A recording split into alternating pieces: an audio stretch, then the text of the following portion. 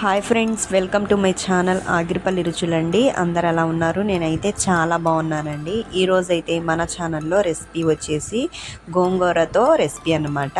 చాలా టేస్టీగా ఉంటుందండి. ఒకసారి అయితే నా స్టైల్లో చేయండి ఫ్రెండ్స్. ఫస్ట్ అయితే ఇలా అయితే ప్యాన్ అయితే పెట్టుకుందాం. దాంట్లోకి వచ్చేసి 2 మీడియం సైజ్ టొమాటోలు అయితే కట్ చేసుకొని వేసుకోండి. అలాగే 6 పచ్చిమిర్చీల దాకా అయితే వేసుకోండి.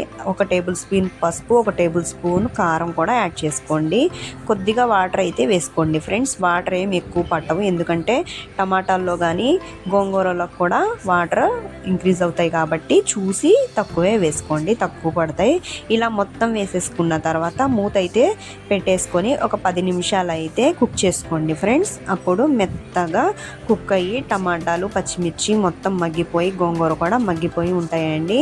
ఇంకా ఇలా అన్నీ మగ్గిపోయిన తర్వాత తీసుకొని చక్కగా పప్పు గుత్తితో అయితే రుబ్బేసుకోవాలండి. కొద్దిగా అయితే సాల్ట్ అయితే మనకి టేస్ట్కి సరిపోయినంత సాల్ట్ అయితే యాడ్ చేసుకోండి ఫ్రెండ్స్. అలా సాల్ట్ యాడ్ చేసేసుకొని పప్పు గుత్తితో మెత్తగా రుబ్బుకొని అయితే పక్కనైతే పెట్టేసుకుందామండి.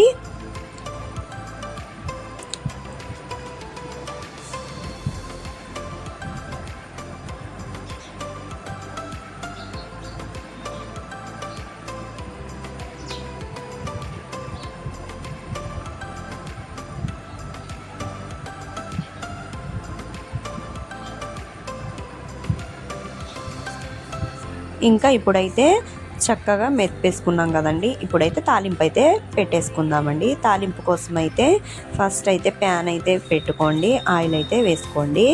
ఆయిల్ అయితే ఎక్కువే పట్టిద్దండి గోంగూరలోకి, అప్పుడే టేస్ట్గా ఉంటుంది.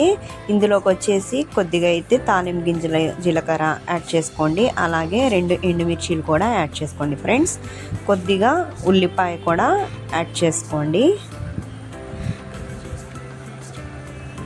అలాగే ఫ్లేవర్ కోసం అయితే 4-5 రెబ్బలు వెల్లుల్లి రెబ్బలు అయితే యాడ్ చేసుకోండి.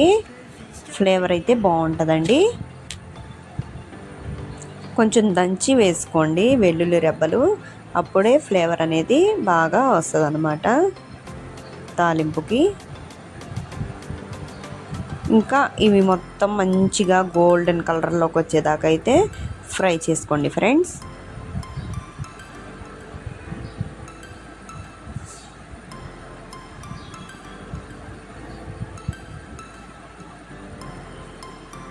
ఇంకా ఫైనల్గా అయితే ఇందులోకి వచ్చేసి కరివేపాకు కూడా యాడ్ చేసుకోండి ఫ్రెండ్స్.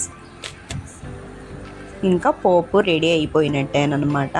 ఒక 5 మినిట్స్ అయితే ఇలా ఫ్రై చేసుకుంటే మంచిగా అన్నీ కూడా ఫ్రై అయిపోయి తాలింపు అనేది భలే స్మెల్ వస్తుందండి, చాలా బాగుంటుంది.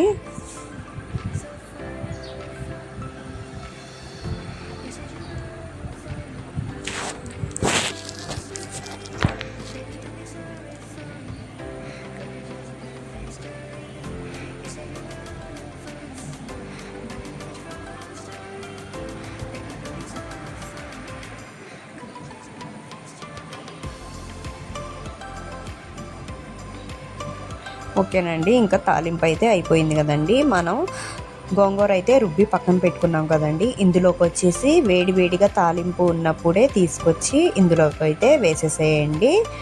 ఇప్పుడు మొత్తం ఒకసారి అయితే మిక్స్ చేసేసుకుంటే రెడీ అయిపోయినట్టేనండి. ఇంకా రెసిపీ అయితే ఇంతేనండి, చాలా టేస్ట్గా ఉంటుంది. ఇలా ఒకసారి అయితే నా స్టైల్లో చేయండి ఫ్రెండ్స్. వేడి వేడి రైస్లోకి భలే ఉంటుందండి ఇలా చేసి పెట్టుకుంటే. చికెన్ ఫ్రై వండుకున్నప్పుడు కానీ చికెన్ కర్రీలో కానీ చేసుకున్నప్పుడు కానీ ఇలా చేసుకుంటే సూపర్గా టేస్టీగా ఉంటుందండి. ఇలా ఒకసారి అయితే నా ప్రాసెస్లో అయితే గోంగూర మెతిపి తాలింపు పెట్టుకోండి, చాలా బాగుంటుంది. నచ్చితే లైక్ చేయండి, షేర్ చేయండి, ఇంకా అలాగే సబ్స్క్రైబ్ కూడా చేసుకోండి ఫ్రెండ్స్. ఇంకా ఎవరైనా సబ్స్క్రైబ్ చేసుకోకపోతే ప్లీజ్ సబ్స్క్రైబ్ చేసుకోండి. అలాగే పక్కనే ఉన్న బెల్ బటన్ని కూడా ఆన్లో పెట్టుకోండి. నేను చేసే ప్రతి ఒక్క వీడియో మీకు నోటిఫికేషన్గా వస్తుంది.